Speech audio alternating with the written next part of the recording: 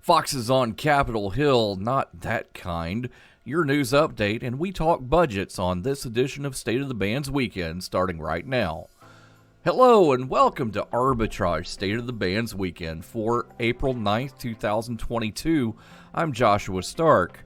Shell says its decision to pull out of Russia in response to the country's invasion of Ukraine has already cost the international energy giant as much as $5 billion. The reduced value of Russian assets, credit losses, and onerous contract terms will cut earnings for the first 3 months of the year between $4 billion and $5 billion, London-based Shell said Thursday.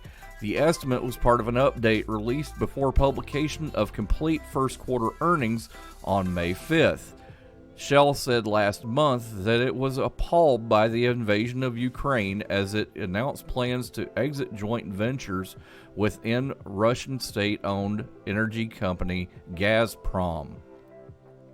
Thousands of cryptocurrency enthusiasts are gathering in Miami as the city builds its reputation as one of the key locations to develop the blockchain technology despite its underdog status. Dozens of companies are using the Bitcoin 2022 conference running Wednesday through Saturday as a venue to network, pitch ideas, and share announcements. New York City and Silicon Valley continue to lead funding raised by blockchain startups in 2021 with $6.6 billion and $3.9 billion. But Miami is now tied with Los Angeles, where firms pulled in more than $760 million in funding, according to market research firm CB Insights. Twitter tweeted Tuesday that it is indeed working on a way for users to edit their 280-character messages, although, says the project, doesn't have anything to do with the fact that edit function fan Elon Musk was just revealed as the company's largest shareholder and now sits on its board. Twitter says it will test the feature in its paid service Twitter Blue in the coming months. It said the test would help it learn what works, what doesn't, and what's possible. So it may be a while before most Twitter users get to use it, if they ever do. Twitter spokesperson Catherine Hill declined to say whether an edit feature might be rolled out for all users. Many Twitter users, among them Kim Kardashian, Ice-T, Katy Perry, and McDonald's corporate account, have long begged for an edit function.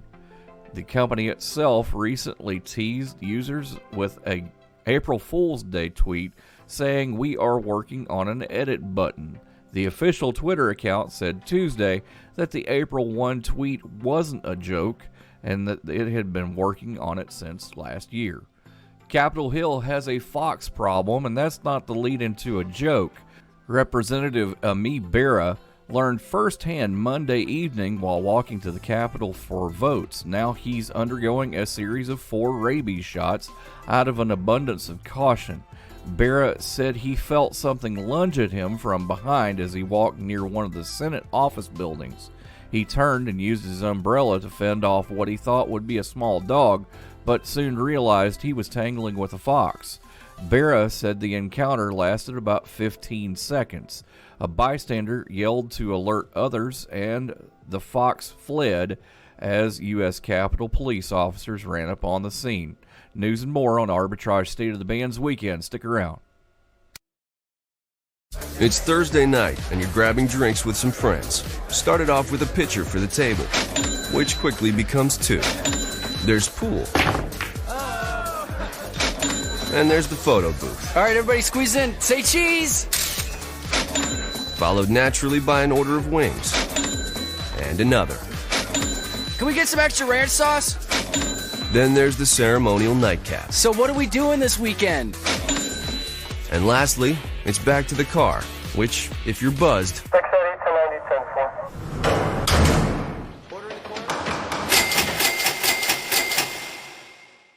could be the most expensive night of your life.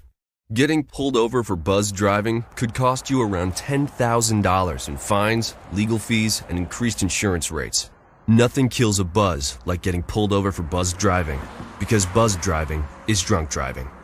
Brought to you by the National Highway Traffic Safety Administration and the This Ad Council. week's State of the Bands blog includes KOing COPD, taking that next step, and Royce and I figure out my budget. All this and more in this week's State of the Bands blog, available now at arbitragetrade.com. Now, let's go to the President and Chief Executive Officer of Arbitrage, Mr. Royce Wells, for more. Royce, you know I used to be an EMT, right? I have heard that rumor around the office. We won't share the story that I just shared with you off the No, air. we will not. But I've seen a lot of patients with what's called COPD or Not helping you. I refuse. I know. Chronic obstructive pulmonary disease. Thank you very much. You're welcome. It's going to be one of those days. Yes, sir. It will Well, be.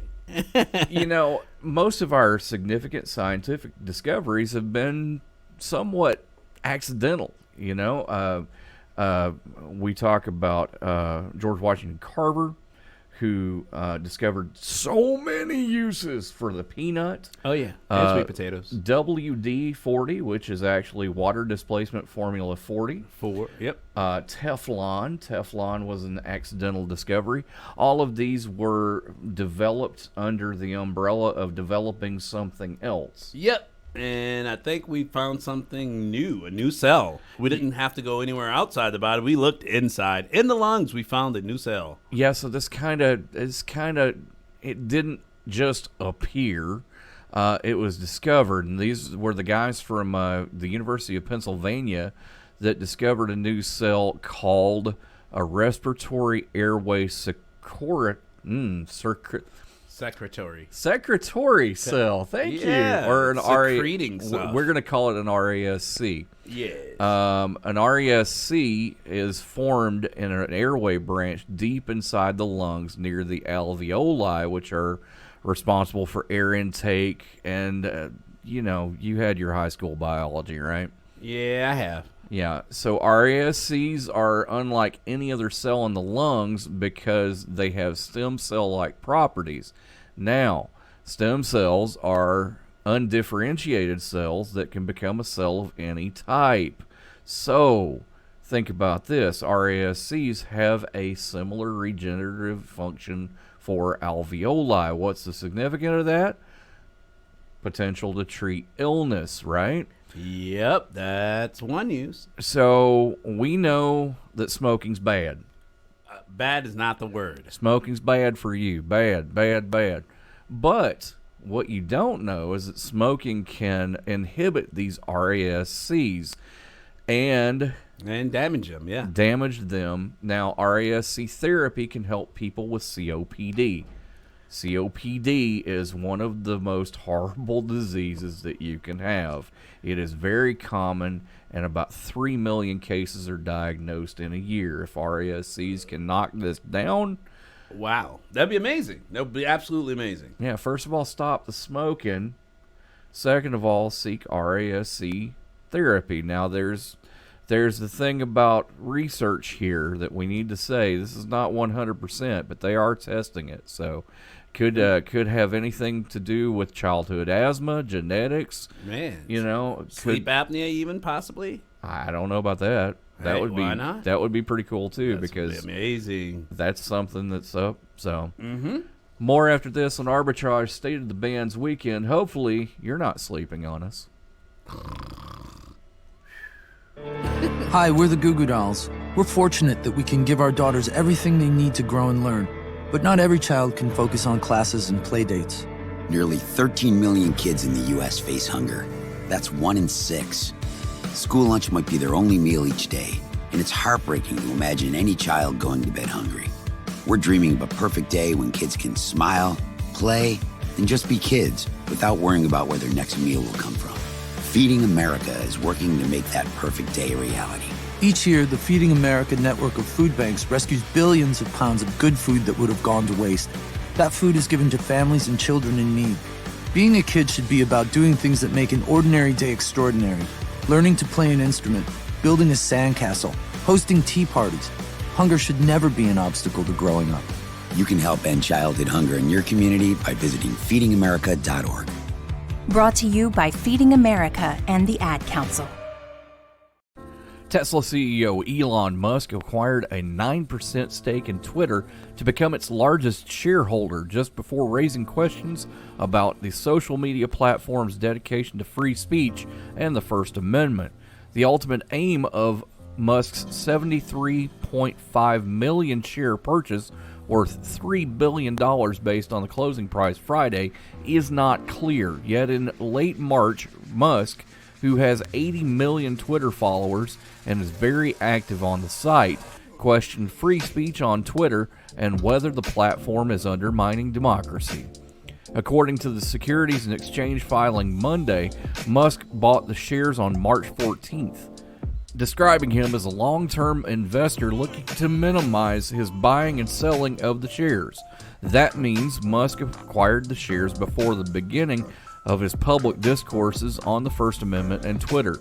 Yet, Musk has also raised the possibility publicly before his massive and loyal Twitter following that he would create a rival social media network. Industry analysts are skeptical about whether the mercurial CEO will remain on the sidelines for long. In a note to investors, CFRA analyst Angela Zeno wrote that although Musk's intent is unclear, Twitter could be viewed as an acquisition target because its shares have been falling since early last year. The company, according to Zeno, has failed to adequately monetize the platform during the past several years. Jack Dorsey stepped down as CEO in November. Musk's actual investment is a very small percentage of his wealth, and an all-out buyout should not be ruled out, wrote Zeno, who covers Twitter and social media. Musk's stake in Twitter more than 4 times the size of Dorsey, who co-founded the company and who was the largest individual shareholder until Musk arrived. Twitter stock surged more than 25% on Monday. Since Musk bought his stake on March 14th, shares of Twitter are up nearly 50%. Musk told his millions of followers on Twitter that he was giving serious thought to creating his own social media platform and has clashed repeatedly with financial regulators about his use of Twitter. His Twitter stock purchase comes as Musk locked into a bitter dispute with U.S. securities regulators over his ability to post on Twitter. Musk's lawyer has contended in court motions that the U.S. Securities and Exchange Commission is infringing on the Tesla CEO's First Amendment rights. In October of 2018, Musk and Tesla agreed to pay $40 million in civil fines and for Musk to have his tweets approved by a corporate lawyer after he tweeted about having the money to take Tesla private at $420 per share. The funding was far from secured, and the electric vehicle company remains public, but Tesla's stock price jumped. The settlement specified governance changes, including Musk's ouster as board chairman, as well as pre-approval of his tweets. The SEC sought a securities fraud charge, alleging that Musk was manipulating the stock price with his posts. Musk's lawyer is now asking a U.S. District Court judge in Manhattan to throw out the settlement, contending that the SEC is harassing him and infringing on his First Amendment rights. More after this. Okay, so Sarah, I'm dropping you off at Emily's? Yep. And Josh, you're going to? Soccer, Dad. Soccer practice. Right. Oh, by the way, I just wanted to let you know when I pick you both up, I'll be wearing my short shorts. What? No! Yep, and my dorky dad hat, and I'm gonna do my dad dance for all your friends. They'll love it! Seriously? Why? Because I like my short shorts. Of course, I could be talked out of it if you guys would just buckle up your seatbelts without giving me a hard time.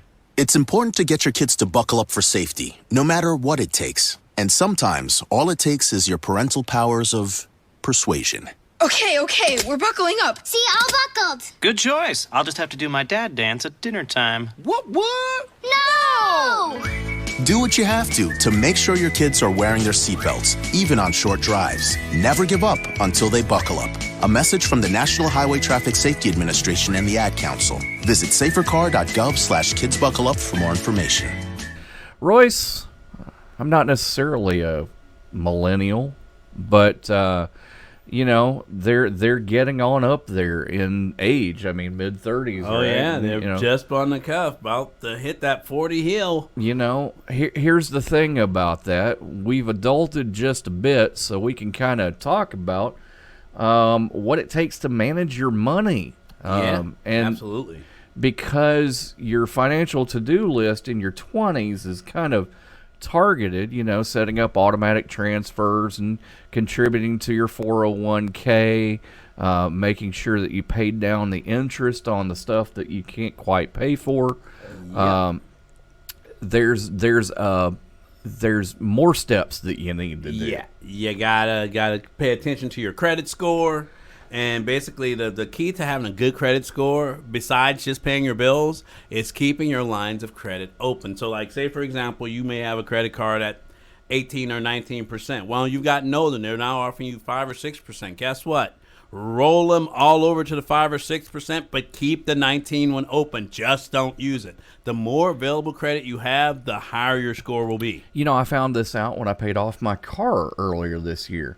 Or earlier last year. The thing is about accounts is when you have it open, it contributes to your credit score. It, every time you make a payment on time, it says, "Hey, they made that payment on time." Boom. Exactly. They're good for it. And then when you close it, it's like, "Oh wait, you don't have as many open revolving accounts." And your amount of credit worthiness and your credit worthiness goes down because guess what? It's paid off now. I think I lost about 20 points on that one. Yep, every single time. So never close an account. Just stop using it. But I can't do it with the car.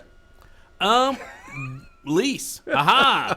Haha. Leasing cars. That is a trick to actually boosting your credit score because it's always on there and you're always paying a lease. And every 3 years you have a brand new car. So that's always an option. So let's go to the BMW dealership. Oh God, here we go. All right, let's talk about investments, right? Okay. Investments. First rule of thumb is basically no matter what you make, try to give at least 10%, if not 15%, towards a retirement goal or an investment goal. Right, so basically it's like, okay, if you make $20,000, $2,000 should go towards investing over the course of that year. Just to basically try to make it easy, break it up into smaller payments. If it's even $20 or $40 a check, it's better than not saving at all, right? Yep. As far as protecting yourself and your loved ones, make sure that you have insurance. A lot of people suggest term life.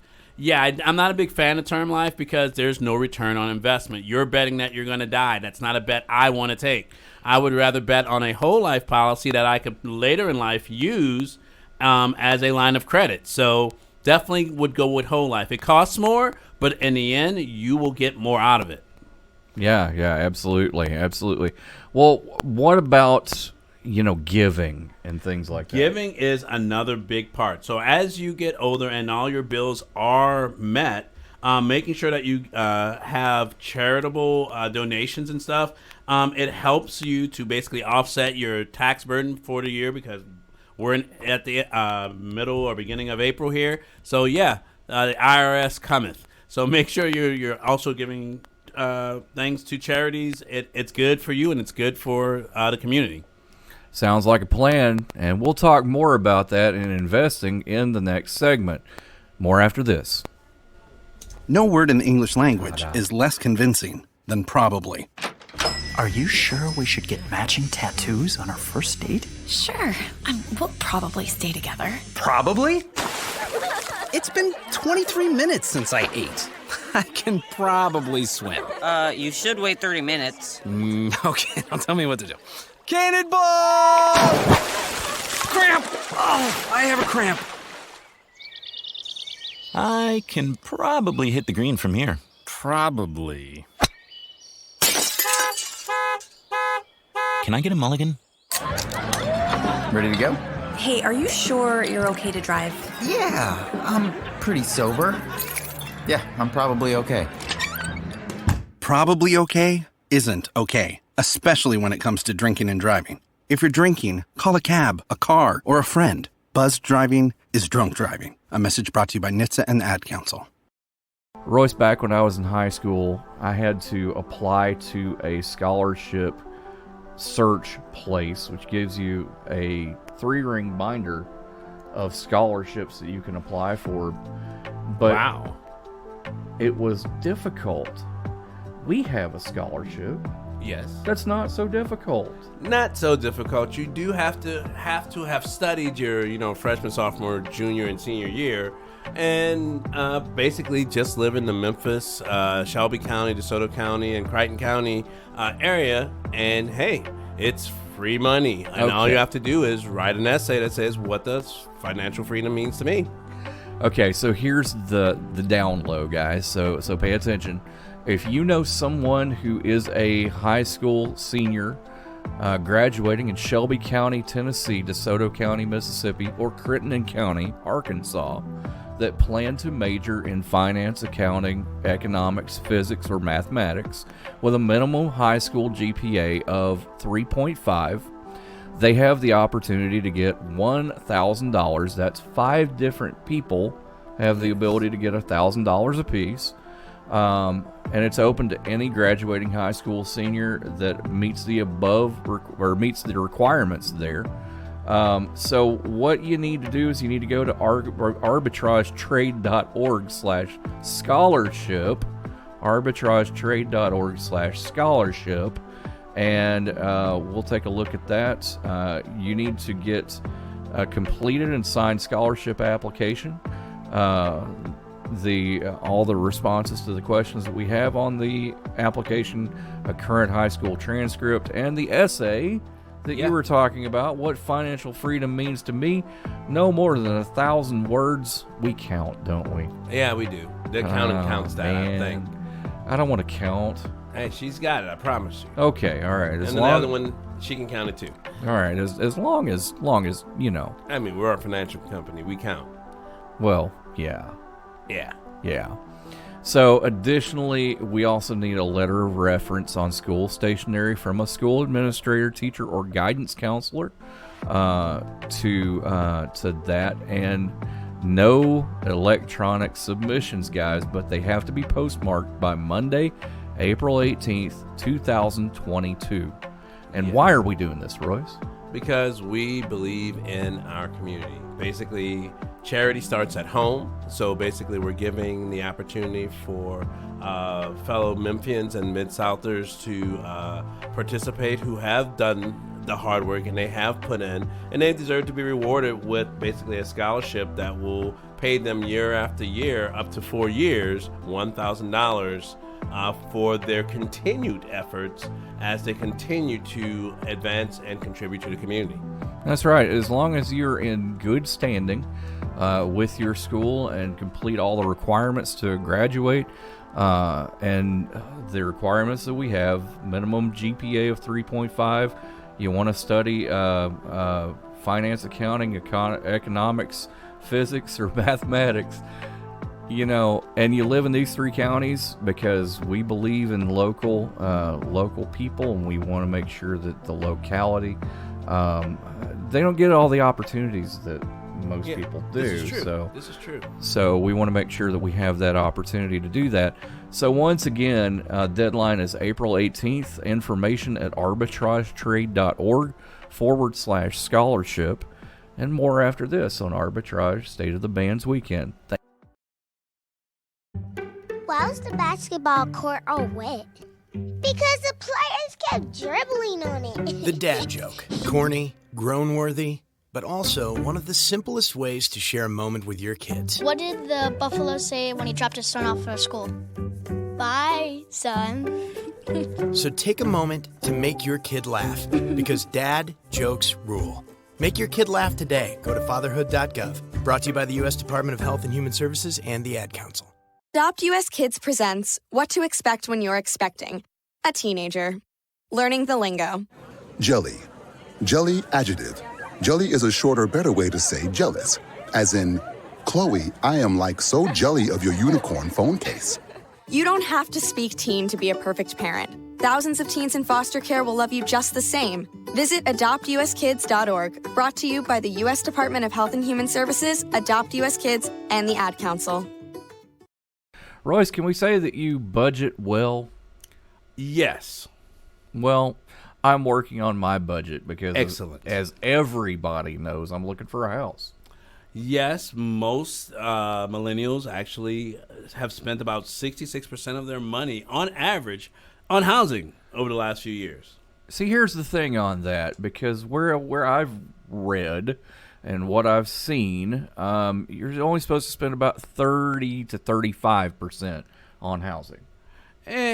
More house, more things. Remember, we just came off a pandemic. Where were you spending most of your time? At home. So your home better be comfortable. Yeah, I get that. The thing is that the percentages of spending is the huge thing that I can tell here. You know, you need to track your spending. Isn't that right? Yeah, track your spending. Make sure that basically, even having a rough budget, my number one thing when making a budget is always pay myself first. No matter what else I do, like if you're going to pay your cell phone bill, if you're going to pay your mortgage, make sure that you have money that's just for you, for nothing else, whether it's not for a concert, not for literally invest in yourself every single month.